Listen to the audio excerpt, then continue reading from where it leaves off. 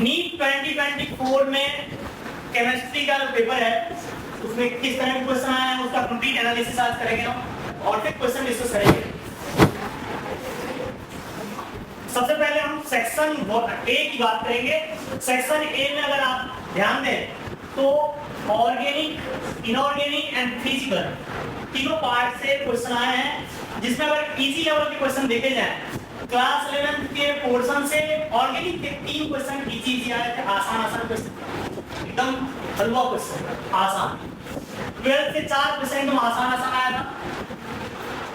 Medium level का अगर देखा जाए क्लास 11 और 12 के ऑर्गेनिक से तो एक क्वेश्चन और 3 क्वेश्चन थे। डिफिकल्ट लेवल एक भी डिफिकल्ट क्वेश्चन ऑर्गेनिक से नहीं था। हाँ, एक क्वेश्चन जो है 12 के क्वेश्चन थोड़े से डिफिकल्ट आए थे, ठीक है। और अगर देखा जाए तो टोटल ऑर्गेनिक से क्लास 11 और 12 मिला करके 12 क्वेश्चन आए थे। अब सोचो आप 12 से कितने क्वेश्चन हैं? 8 क्वेश्चन। नंबर ऑफ चैप्टर भी ऑर्गेनिक के ज्यादा है, ऑर्गेनिक के 12 का वेटेज ज्यादा है और इसीलिए ज्यादा नंबर ऑफ क्वेश्चन भी 8 क्वेश्चन है ना। आपके ऑर्गेनिक क्लास 11 के सिर्फ 4 क्वेश्चन आए हैं। और इसके अलावा अगर हम इनऑर्गेनिक की बात करें तो इनऑर्गेनिक में क्लास 11 के 2 क्वेश्चन, क्लास 12 के 1 क्वेश्चन और ये इजी लेवल के थे। बाकी मीडियम लेवल के देखे जाए तो 1 क्वेश्चन इनऑर्गेनिक से है और 3 क्वेश्चन क्लास 12 के इनऑर्गेनिक से, मतलब 1 11 से और 3 12 से। डिफिकल्ट लेवल देखा जाए तो 1 डिफिकल्ट लेवल 11 से था और 2 12 से था। तो ओवरऑल अगर टोटल आप एनालिसिस करें तो टोटल 10 क्वेश्चन आए थे। 10 में से 6 क्वेश्चन डिफिकल्ट आया था, सॉरी 6 क्वेश्चन 12 से आया था और 4 क्वेश्चन 11 से आए। तो फिर से 12 का वेटेज ज्यादा। इसके अलावा अगर हम बात करें फिजिकल केमिस्ट्री की, फिजिकल केमिस्ट्री में इजी क्वेश्चन 3 आए थे 11 से और 2 12 से आपके डिफिकल्ट क्वेश्चन आए थे। मीडियम लेवल का देखा जाए तो 4 क्वेश्चन 11 से और 1 क्वेश्चन 12 से। डिफिकल्ट लेवल के 2 क्वेश्चन 11 से और 1 क्वेश्चन फिजिकल के 12 से आए थे। टोटल फिर से देखिए तो इस बार फिजिकल का पोर्शन अगर देखा जाए, फिजिकल में 11 की जीत हुई। 11 से 9 क्वेश्चन आया गया था, मतलब 9 क्वेश्चन 11 से सिर्फ आया था, है ना। और बाकी 4 क्वेश्चन जो है तो 12 से आए थे। तो अगर टोटल देखा जाए इन टोटल तो 35 क्वेश्चन में से सेक्शन 1 के 35 क्वेश्चन में से 7 क्वेश्चन डिफिकल्ट थे, बाकी 15 क्वेश्चन इजी और 30 क्वेश्चन जो है तो मीडियम लेवल के थे। ओवरऑल देखा जाए, सीधी बात करूं अगर तो क्वेश्चन इजी आया था। यानी जो इजी या मीडियम जब मैं बोल रहा हूं इसका मतलब वो है आसानी से आप कर सकते हैं। हाँ, जब डिफिकल्ट की बात करते हैं तो उसमें ज्यादा लेंथी कैलकुलेशन हो सकते हैं इस तरह के, ठीक है। बाकी अगर हम बात करते हैं सेक्शन बी, तो सेक्शन बी में क्लास 11 से इजी लेवल के 0 क्वेश्चन, 12 से भी 1 भी क्वेश्चन नहीं थे। और ऑर्गेनिक की बात कर रहा हूँ सेक्शन बी से, ठीक है। सेक्शन बी से मीडियम लेवल के 1 क्वेश्चन और 12 में ऑर्गेनिक के मीडियम लेवल के 2 क्वेश्चन। एक मात्र डिफिकल्ट क्वेश्चन आया था ऑर्गेनिक से। टोटल क्वेश्चन जो देखा जाए तो ऑर्गेनिक के 3 क्वेश्चन आए हैं और 12 से और 1 क्वेश्चन आया है 11 से। सेक्शन बी में भी ज्यादा क्वेश्चन कहां से पूछा गया है? 12 से पूछा गया है। इनऑर्गेनिक की बात करें तो 0 क्वेश्चन है, मतलब 0 क्वेश्चन, एक भी क्वेश्चन नहीं आया है इजी लेवल का 11 से। 1 क्वेश्चन आया है 12 से इजी लेवल का। इसी तरह से मीडियम और है ना, ये एनालिसिस करते हैं। मैं टोटल बोल रहा हूं आपको 4 क्वेश्चन 12 से है, 4 क्वेश्चन इनऑर्गेनिक के 12 से हैं और 1 क्वेश्चन आपके 11 से, ठीक है। फिर से 12 से क्या ज्यादा क्वेश्चन पूछा गया है। अब बात करते हैं फिजिकल केमिस्ट्री की। फिजिकल केमिस्ट्री में 3 क्वेश्चन, बिल्कुल 50-50 का मामला है। 3 क्वेश्चन 11 से और 3 क्वेश्चन 12 से सेक्शन बी में। टोटल अगर आप क्वेश्चन देखें तो टोटल 15 क्वेश्चन थे। तो 15 क्वेश्चन में से अगर एनालिसिस करते हैं आप टोटल तो सेक्शन बी से ज्यादातर क्वेश्चन कहां से आया है? 12 से आया है, क्लियर। तो सेक्शन ए में भी 12 से ज्यादा क्वेश्चन आया था और सेक्शन बी में भी। तो 12 का वेटेज ज्यादा है, अच्छे से पढ़ना चाहिए आपको, ठीक है। अब हम बात करते हैं जो डायग्राम के फॉर्म में, ये अगर डिफिकल्ट, इजी और मीडियम क्वेश्चन की बात करें सेक्शन ए से, तो सेक्शन ए से डिफिकल्ट 20 क्वेश्चन, मतलब 20% क्वेश्चन, मीडियम लेवल के 37.1% क्वेश्चन और इजी लेवल के 42.9% क्वेश्चन। ओवरऑल देखा जाए तो 42.9% क्वेश्चन ऐसे हैं जो इजी लेवल के हैं और ज्यादा क्वेश्चन क्या है इजी या फिर मीडियम लेवल के हैं, डिफिकल्ट क्वेश्चन कम है। सेक्शन बी से अगर देखें आप तो 60% मीडियम क्वेश्चन, मतलब ज्यादातर क्वेश्चन जो है मीडियम लेवल के क्वेश्चन पूछे गए थे। इजी क्वेश्चन 6.7% है और डिफिकल्ट क्वेश्चन 33.3%। तो सेक्शन बी में थोड़े से लेंथी क्वेश्चन होते हैं, सेक्शन बी में एक्सप्लोर करना थोड़ा मुश्किल होता है। क्यों? क्योंकि सेक्शन बी में आपको पता है ऑप्शनल होता है ना, सारे क्वेश्चन करने नहीं होते हैं, तो सेलेक्टिव क्वेश्चन करने में वहां पे जो है डिफिकल्ट क्वेश्चन भी होते हैं, उसमें छांट करके आपको जो आसान क्वेश्चन है वो करने होते हैं। अगर मैं चैप्टर वाइज डिस्ट्रीब्यूशन देखूं क्लास 11th और 12th का, तो क्लास 12 से 56% क्वेश्चन आया है और 11th से आपके 44 क्वेश्चन आए हैं। क्लियर? अगर मैं लेवल ऑफ क्वेश्चन की बात करूं 2023 में जो आया था पेपर उसमें और 2024 में जो आया, अगर मैं दोनों को कंपेयर करूं तो आपको दिखेगा कि इजी लेवल के क्वेश्चन ज्यादा आए थे 2023 में, जबकि 2024 में इजी लेवल के जो क्वेश्चन आए हैं मात्र 32% आए हैं। तो ओवरऑल अगर पेपर एनालिसिस की जाए तो हम कह सकते हैं इस बार का पेपर थोड़ा सा अच्छा, यानी डिफिकल्ट लेवल के क्वेश्चन ज्यादा थे। मीडियम लेवल के क्वेश्चन कितने हैं 34% और यहाँ पे मीडियम लेवल के क्वेश्चन कितने हैं 44%। यहाँ डिफिकल्ट लेवल के कितने क्वेश्चन हैं मात्र 12% और डिफिकल्ट लेवल के कितने क्वेश्चन हैं 24%। तो ओवरऑल जो पेपर आया है पेपर थोड़े से अच्छे वाले बने हैं इस बार, अच्छे पेपर बने। इसका मतलब ये नहीं है कि बहुत ज्यादा डिफिकल्ट था, पेपर आसानी था, पर हाँ 2023 के कंपैरिजन में अच्छा पेपर। ये तो आपका ज्योलॉजी बॉटनी का है, ये हमारे सेक्शन का नहीं है, बस हम इतना ही रखते हैं यहाँ पे, है बाकी आप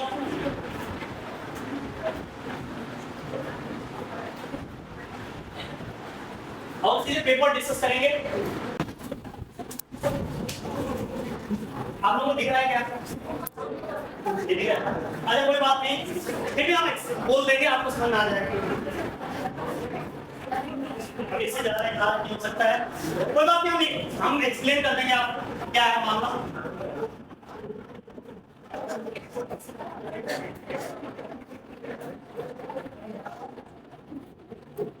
चैप्टर वाइज नीट 2024 के जो क्वेश्चन आए हैं चैप्टर वाइज, किस किस चैप्टर से क्वेश्चन आया है, कितना कितना आया है, हम उसकी बात कर रहे हैं, है ना। और क्लास 12 का इलेक्ट्रोकेमिस्ट्री नाम का जो चैप्टर है उससे 2 क्वेश्चन पूछा गया है। क्लास 11 के रिडॉक्स नाम का जो चैप्टर है उससे 1 क्वेश्चन पूछा गया है।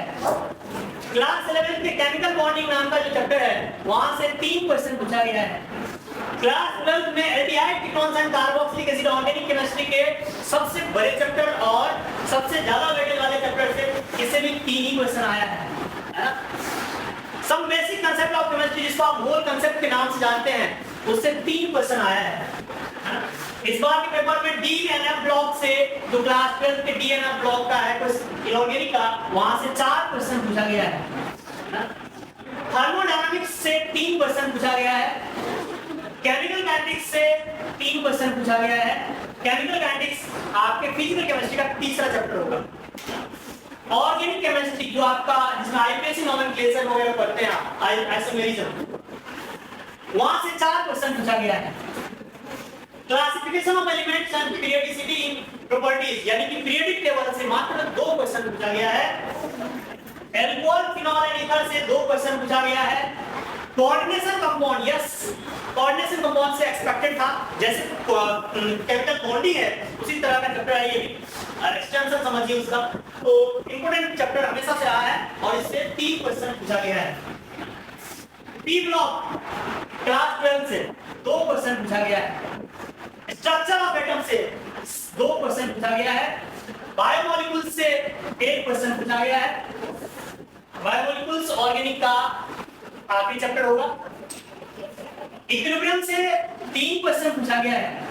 क्लास 11 के इक्विलिब्रियम से 3 क्वेश्चन और इक्विलिब्रियम में आयनिक से 0 क्वेश्चन पूछा गया है। यानी आयनिक इक्विलिब्रियम से एक भी क्वेश्चन इस बार नहीं आया था, है ना।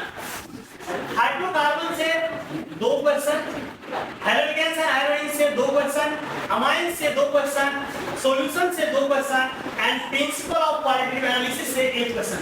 टोटल 50 क्वेश्चन इस तरह से 4 क्वेश्चन का डिस्ट्रीब्यूशन है चैप्टर वाइज। क्लियर? अब सीधे आगे पेपर की बात करेंगे और पेपर में क्वेश्चन किस तरह से आया था उसको डिस्कस करेंगे। पहला क्वेश्चन आपके लिए स्क्रीन पे है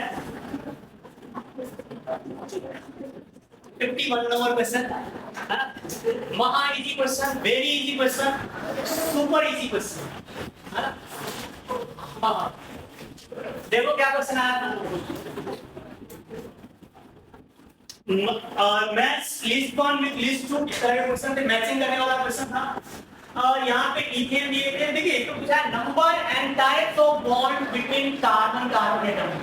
कार्बन कार्बन एटम के बीच में जो बॉन्ड है वो कितने हैं। जैसे इथेन की बात करें, इथेन बोले तो C single bond C, single bond H, single bond H, single bond H, single bond H।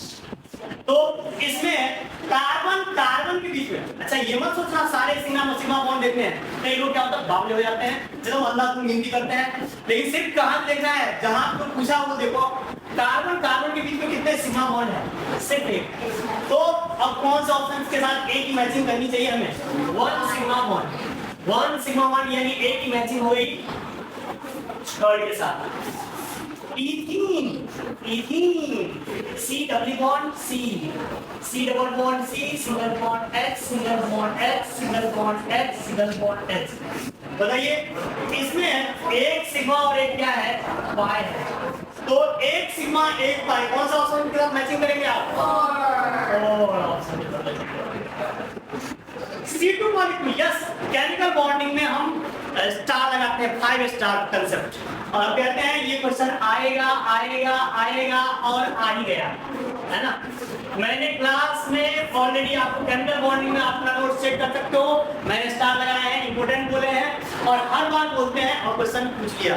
C2 molecule में C2 जो है उसमें कितने कितने कौन कौन से बॉन्ड होते हैं, ये बहुत इंपॉर्टेंट क्वेश्चन है। कैसे, कार्बन कार्बन के बीच में डबल बॉन्ड होता है, आपको पता है जब कार्बन कार्बन के बीच में डबल बॉन्ड है C2 में तो एक सिग्मा एक पाई जनरली होता है जब डबल बॉन्ड होता है, लेकिन C2 में दोनों के दोनों क्या होता है, पाई पाई बॉन्ड होता है। और इसको कैसे एक्सप्लेन करते हैं, मॉलिक्यूलर ऑर्बिटल थ्योरी से। जब आप कॉन्फ़िगरेशन लिखते हैं तो दोनों लास्ट कोई इलेक्ट्रॉन किस में जाता है, पाई ऑर्बिटल में जाता है, और इसीलिए C2 की मैचिंग किसके साथ होगी, पाई बॉन्ड्स के साथ। क्लियर? लास्ट है इथाइन बोले तो C triple bond C, single bond H, single bond H, यहाँ पे एक सिग्मा 2 पाई, इसकी मैचिंग किसके साथ करेंगे आप, तो देख लीजिए कौन सा ऑप्शन है ना। A के साथ आपने मैचिंग किया थर्ड का, A के साथ थर्ड, और B के साथ मैचिंग किया आपने 4 का, B के साथ 4, C के साथ मैचिंग किया आपने 2 का, तो C के साथ 2 यानी कि third is the right answer. Clear? आसान क्वेश्चन है।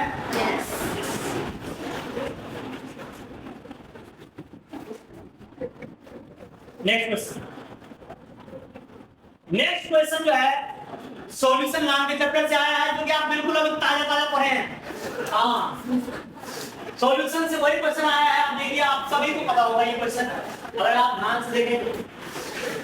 Henry's law constant KH, value of 3 gases A, B, C in water are this. Henry's law constant KH का वैल्यू दिया हुआ है। आपको याद है, जिसका KH वैल्यू ज्यादा उसका सॉलिडिटी कम, KH वैल्यू ज्यादा सॉलिडिटी कम। तो बस पूछा है ऑर्डर ऑफ सॉलिबिलिटी बताओ, solubility of gas in water, ये पूछा है आपसे। जिसका KH वैल्यू ज्यादा होगा उसका सॉलिबिलिटी कम होगा।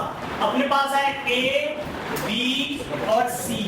A, B, C में जो KH वैल्यू दिया हुआ है, A का KH वैल्यू दिया है 145, B का KH वैल्यू दिया है 2 × 10⁻⁵ और C का दिया हुआ है 35 किलो बार, है ना। सबका किलो बार नहीं है, तो 35 दिया हुआ है। अब देखिए सबसे छोटू वैल्यू बी के लिए है, जिसका केज वैल्यू कम उसका सॉल्युबिलिटी सबसे ज्यादा, यानी बी की सॉल्युबिलिटी सबसे ज्यादा, बी की सबसे ज्यादा यहाँ है और यहाँ है।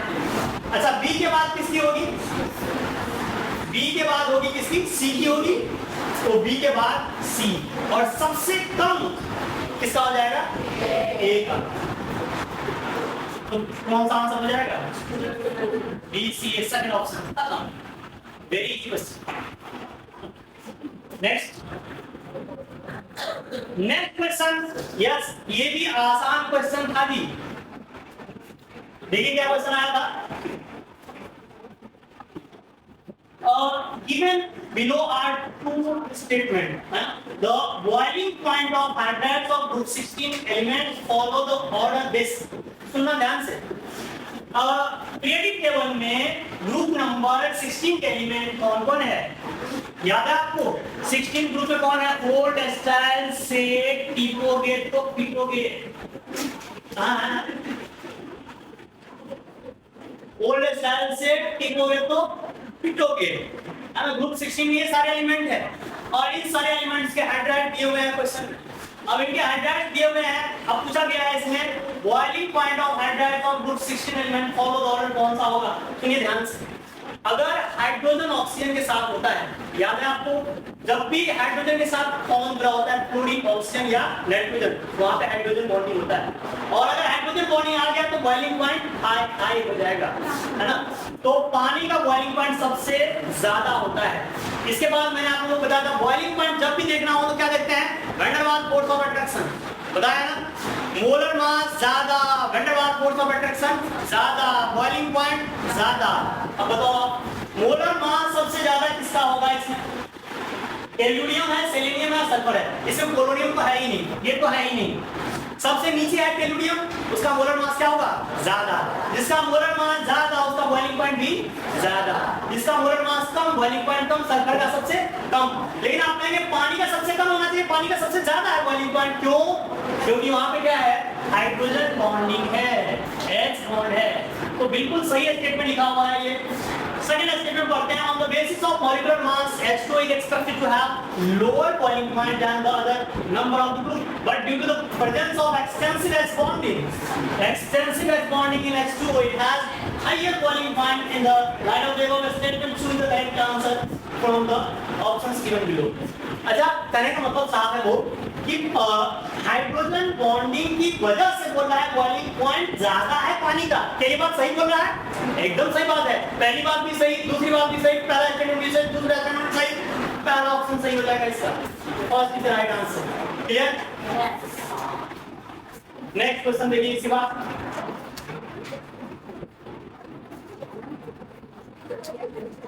यस ये ऐसा क्वेश्चन है जिसको कम से कम हम क्लास 11 और 12 मिलाकर के 3-4 बार जरूर रिपीट करते हैं। हाँ जी, और आप कहेंगे हाँ जरूर। पहली बार आपको बताते हैं जब आप केमिकल बॉन्डिंग नाम का चैप्टर पढ़ते हैं, आप याद कीजिए इंट्रामॉलिक्यूलर हाइड्रोजन बॉन्डिंग और इंटरमॉलिक्यूलर हाइड्रोजन बॉन्डिंग, है ना। तो यहाँ पर कह रहा है कि इंट्रामॉलिक्यूलर हाइड्रोजन बॉन्डिंग किसमें होगा। इंट्रामॉलिक्यूलर बोले तो इंट्रा मतलब भीतर ही भीतर, मॉलिक्यूल के अंदर, विद इन द मॉलिक्यूल जो हाइड्रोजन बॉन्डिंग होता है उसी को क्या बोलते हैं, इंट्रामॉलिक्यूलर हाइड्रोजन बॉन्डिंग। तो अगर हम बात करें ये आपका राम मामा बेंजीन, हाँ, और इसके साथ लगा हुआ है N double bond O single bond O minus single bond O single bond H, और इसमें है हाइड्रोजन बॉन्डिंग, और ये जो हाइड्रोजन बॉन्डिंग है H बॉन्ड है। तो इसमें बस क्वेश्चन पूछा है कि इंट्रामॉलिक्यूलर हाइड्रोजन बॉन्डिंग किसमें होगा। तो याद रखना ऑर्थो नाइट्रोफिनॉल में क्या होता है, इंट्रामॉलिक्यूलर हाइड्रोजन बॉन्डिंग। तो हम केमिकल बॉन्डिंग नाम के चैप्टर में आप नोट चेक कर सकते हैं, मैंने कहा था इंपोर्टेंट है। नीट वालों ने बहुत पहले पूछ रखा है, क्या पूछा था नीट वालों ने, पहले पूछा था बॉइलिंग पॉइंट का ऑर्डर पूछा था। बॉइलिंग पॉइंट जो हम कहते हैं कि जो ऑर्थो नाइट्रोफिनॉल होता है और पैरा नाइट्रोफिनॉल का बॉइलिंग पॉइंट ज्यादा होता है और ऑर्थो का कम होता है due to intramolecular hydrogen bonding. ये पहले नीट वालों ने पूछा था, नीट वालों ने हिस्ट्री फिर से रिपीट किया और आसान कर दिया क्वेश्चन को, और सिर्फ पूछा हाइड्रोजन बॉन्डिंग किसमें है ये बताओ, ठीक है ना। इसका आंसर कौन सा हो जाएगा? क्या मेटा पोजीशन पे इस तरह से इंटरमोलिकुलर हाइड्रोजन बॉन्डिंग हो सकता है क्या? ना। क्या मेटा तो इसमें मेटा होगा, पैरा तो नहीं होगा, मेटा होगा क्या? ना। ऐसा हाइड्रोजन क्लोराइड में क्या मजाक कर रहा है? हाइड्रोजन क्लोराइड में इंटरमोलिकुलर कहां होगा? तो ये गड़बड़ है। नेक्स्ट क्वेश्चन फिर से बॉइलिंग पॉइंट से रिलेटेड क्वेश्चन। यस, ये क्वेश्चन आप कहेंगे हाँ मैंने करवाया है। हाँ, और कब करवाया है? हाइड्रोकार्बन नाम के चैप्टर में आपको करवाया है। आप हाँ, हाइड्रोकार्बन नाम के चैप्टर में आपने करवाया। आप देखेंगे तो आप नोट में मिलेगा आपको the boiling point of 3 isomeric pentanes. अगर मान लीजिए अपने पास n पेंटेन है, पेंटेन मतलब 5 कार्बन का चेन, 1 2 3 4 5 कार्बन का चेन ऐसा है। आइसोपेंटेन है, 4 कार्बन यूं लगा हुआ है और एक नीचे है, और नियोपेंटेन है मतलब कार्बन जो है 4 कार्बन इस तरह से लगा हुआ है। अब पूछा है कि इसमें बॉइलिंग पॉइंट सबसे ज्यादा किसका होगा? मैं आपको याद दिलाता हूं, इसका सरफेस एरिया सबसे ज्यादा है। याद कीजिए, सरफेस एरिया ज्यादा, सरफेस एरिया ज्यादा, वैन डर वाल force of attraction, van der वाल फोर्स ऑफ अट्रैक्शन ज्यादा, वैन डर वाल फोर्स ऑफ अट्रैक्शन ज्यादा, बॉइलिंग पॉइंट ज्यादा। तो बताइए सबसे ज्यादा सरफेस एरिया इसका है, सरफेस एरिया ज्यादा तो वैन डर वाल फोर्स ऑफ अट्रैक्शन ज्यादा, बॉइलिंग पॉइंट भी ज्यादा। तो बिल्कुल सही ऑर्डर लिखा हुआ है। अब इसका एक्सप्लेनेशन लिखा हुआ है, जो स्टेटमेंट 2 है उसमें लिखा हुआ है कि when branching increases the molecules attain a shape of a sphere, these results in the smaller surface area for contact, due to which the intermolecular forces between the spherical molecules are weak, therefore lowering in the boiling point। तो कह रहा है कि surface area कम होने से boiling point कम हो रहा है। तो एक्सप्लेनेशन भी सही लिखा हुआ है ना, यानी पहली बात भी सही लिखी हुई थी, दूसरी बात भी सही लिखी हुई है। इसका मतलब इसका आंसर कौन सा है? स्टेटमेंट 1 एंड 2 को था करेक्ट। नेक्स्ट क्वेश्चन जो है ये SN1 रिएक्शन, हाइड्रोजन हाइड्रोजन नाम का चैप्टर में हम लोग डिस्कस करते हैं इसको। तो हाइड्रोजन एंड हाइड्रोजन में का अगर देखा जाए question, very easy question. Organic का पहला चैप्टर है आपका हाइड्रोजन हाइड्रोजन क्लास 12। आप उसमें देखेंगे तो ये बहुत ही आसान क्वेश्चन होता है। SN1 reaction, unimolecular nucleophilic substitution reaction. जब हम बात करते हैं SN1 रिएक्शन की, SN1 रिएक्शन फास्टेस्ट होता है 3 डिग्री के केस में, उसके बाद होता है 2 डिग्री में, और उसके बाद होता है 1 डिग्री में। यानी कि सबसे फास्ट होता है रिएक्शन किसमें? 3 डिग्री के केस में। अब यहाँ पे देख लीजिए ब्रोमीन जो है, यहाँ पे किसी कौन डिग्री कार्बन का सब लगा हुआ है। ये है 1 डिग्री कार्बन, ये है 2 डिग्री कार्बन, ये कितना डिग्री है? 2 डिग्री है, लेकिन ये कार्बन डायरेक्टली डबल बॉन्ड के साथ जुड़ा हुआ है। आप पढ़ेंगे ये SN1 रिएक्शन नहीं देगा, नहीं होगा यहाँ पे SN1। और यहाँ पर जो है ये 2 डिग्री कार्बन है, और 2 डिग्री कार्बन के साथ साथ यहाँ पे रेजोनेंस होगा। एक्चुअल में क्या होता है, ये जब न्यूक्लियोफिलिक सब्स्टिट्यूशन रिएक्शन करते हैं ना, तो हम कहते हैं लीविंग ग्रुप हटाओ, कार्बोकेटायन बनाओ और न्यूक्लियोफाइल ऐड करो, है ना। तो इसमें क्या होता है, बेसिकली ये रिएक्शन कुछ यूं होता है। यहाँ पे जब लीविंग ग्रुप को हटाया जाता है, ये CH3 ग्रुप है, यहाँ पे कार्बोकेटायन बनता है, और इस कार्बोकेटायन के साथ यहाँ पे रेजोनेंस होता है, रेजो। और जहाँ पे रेजो होता है वहाँ पे कार्बोकेटायन की स्टेबिलिटी बढ़ जाती है। तो अगर कार्बोकेटायन की स्टेबिलिटी ज्यादा होगी तो रेट ऑफ रिएक्शन फास्ट होगा। तो कह रहा है फास्टेस्ट रिएक्शन किसमें होगा? तो फोर्थ ऑप्शन में। क्यों फास्टेस्ट होगा? तो पहली बात तो ये 2 डिग्री है, और दूसरी बात इसके साथ रेजो हो रहा है, तो कार्बोकेटायन की स्टेबिलिटी क्या है? ज्यादा। स्टेबिलिटी ऑफ कार्बोकेटायन ज्यादा हो गया, SN1 रिएक्शन इसमें क्या होगा? फास्ट। और फास्ट नहीं, fastest. Clear? Next question Lucas reagent. फिर से ये हाइड्रोजन का क्वेश्चन है, महा easy question, very easy question. अभी आप बता दोगे, अभी जो आपने कांसेप्ट ऊपर वाले में डिस्कस किया है ना, उससे भी आप बता दोगे। कैसे? देखो इधर, ल्यूकास रिएजेंट किसको बोलते हैं? ZnCl2 के साथ HCl जब होता है ना तो इसी को बोला जाता है ल्यूकास रिएजेंट। ZnCl2 के साथ HCl होता है, उसको क्या बोला जाता है?